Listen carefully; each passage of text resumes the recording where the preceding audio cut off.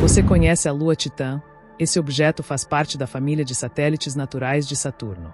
Titã chama a atenção pela presença de uma atmosfera mais densa até que a da Terra, além de ser a única lua em todo o sistema solar com esse tipo de característica.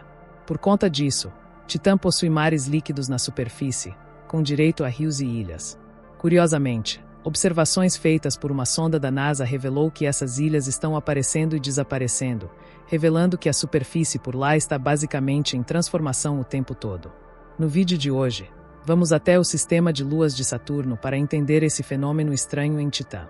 Titã é classificado como um satélite natural, mas é quase um pequeno planeta, com um ciclo climático tão complexo quanto o nosso. Em Titã chove. Encontramos a presença de poças líquidas na superfície e ventos cortando a atmosfera de metano do corpo celeste. Em Titã, descobriu-se que a pressão atmosférica é 1,5 vezes maior que a da Terra. Isso significa que se não fosse pelo frio extremo de cerca de menos 170 graus Celsius, um astronauta poderia remover o traje sem enfrentar problemas com a falta de pressão como geralmente acontece no vácuo do espaço. No entanto, sua atmosfera rica em nitrogênio e metano é praticamente irrespirável para nós. Nessas temperaturas congelantes, apenas esses dois conseguem ficar no estado gasoso, moldando uma atmosfera única. Inclusive, esse cenário pode criar até situações onde a vida exótica poderia existir. Muitos questionam por que buscamos vida apenas em mundos semelhantes à Terra e Titã surge como um laboratório natural para testar se a vida pode emergir em condições tão diferentes das que conhecemos. Titã é um dos principais candidatos dentre os satélites naturais do Sistema Solar. O contraste com a nossa Lua é impressionante. Enquanto temos aqui um corpo rochoso imerso no vácuo do espaço, Titã é exatamente o oposto disso. A missão Cassini-Huygens, lançada em 1997, alcançou a órbita de Saturno em 2004 e se tornou uma das missões mais marcantes da NASA. O que muitos desconhecem sobre essa missão é que o nome Cassini-Huygens não se refere apenas à sonda orbital Cassini, mas também ao módulo de pouso Huygens, nomeado em homenagem a um astrônomo. Esse lander foi o responsável pelo primeiro pouso bem-sucedido em uma lua que não seja da Terra, capturando a única imagem que temos da superfície de outro satélite natural, com exceção da Lua, claro. No entanto, apesar do seu sucesso histórico, o lander teve um tempo operacional limitado em Titã. A tarefa de explorar essa lua a longo prazo ficou com a Cassini, que continuou em órbita até 2017, realizando descobertas fascinantes. Titã, por exemplo, abriga enormes lagos de metano e etano líquidos em sua superfície. Usando seu sistema de radar, a Cassini identificou muitos deles, incluindo o colossal Mar de Kraken, nomeado em homenagem ao mito do monstro marinho. Esse mar tem um diâmetro impressionante de 1.170 quilômetros, equivalente à distância entre Salvador, na Bahia, ao Rio de Janeiro, o que o torna uma das maiores fontes líquidas conhecidas fora da Terra. Embora a profundidade estimada do Mar de Kraken varie de 100 a 300 metros, ele ainda é profundo o suficiente para que fenômenos únicos possam ocorrer por lá. Além disso, as condições extremas de Titã o tornam um ambiente intrigante para o estudo da química orgânica complexa. Afinal, não é todo dia que vemos um objeto astronômico coberto por um líquido tão estranho. Nesses mares, assim como ocorre aqui na Terra, ilhas podem se formar como breves pedaços de superfície. Curiosamente, essas ilhas podem desaparecer e isso já foi observado pelo radar da sonda Cassini.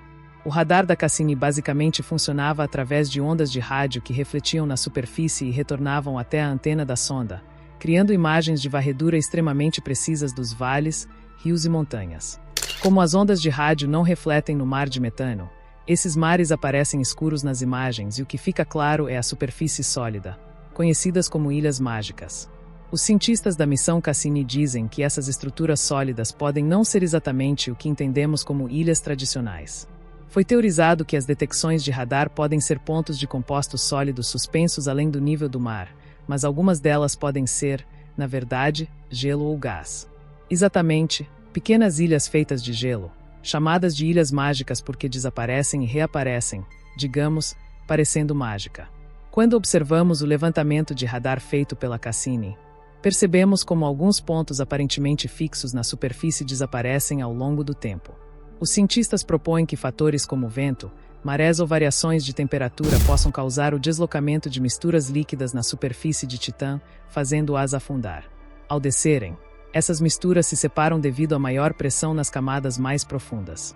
Durante esse processo, bolhas de gás de nitrogênio são liberadas e começam a subir de volta à superfície.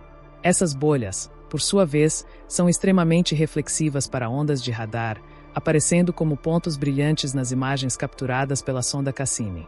Segundo cálculos, essas bolhas podem atingir 4,6 centímetros de diâmetro e se formam em profundidades entre 100 e 200 metros.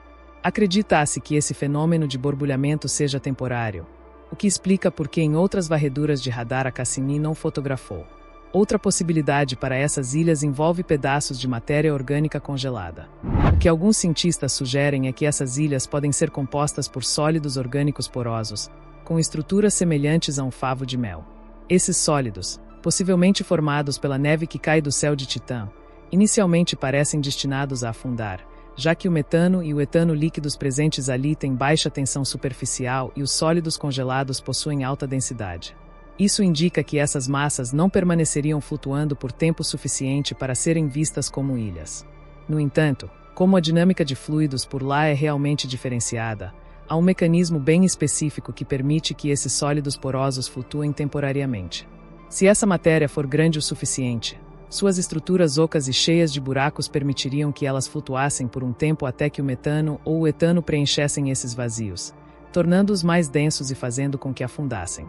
A ideia sugere que pequenos aglomerados de neve não teriam esse efeito, mas se grandes quantidades de neve se acumulassem nas margens dos lagos de Titã, grandes pedaços poderiam se desprender e flutuar na superfície líquida de metano ou etano, de maneira até similar ao desprendimento de icebergs nas geleiras da Terra.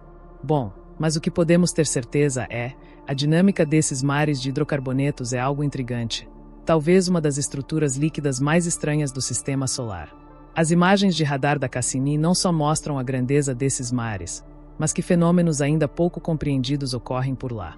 Enfim, são mares totalmente diferentes do que temos por aqui, mas até um cenário alienígena pode ter alguma semelhança. Possíveis ilhas de gelo desaparecem e aparecem o tempo todo por lá e isso é fantástico.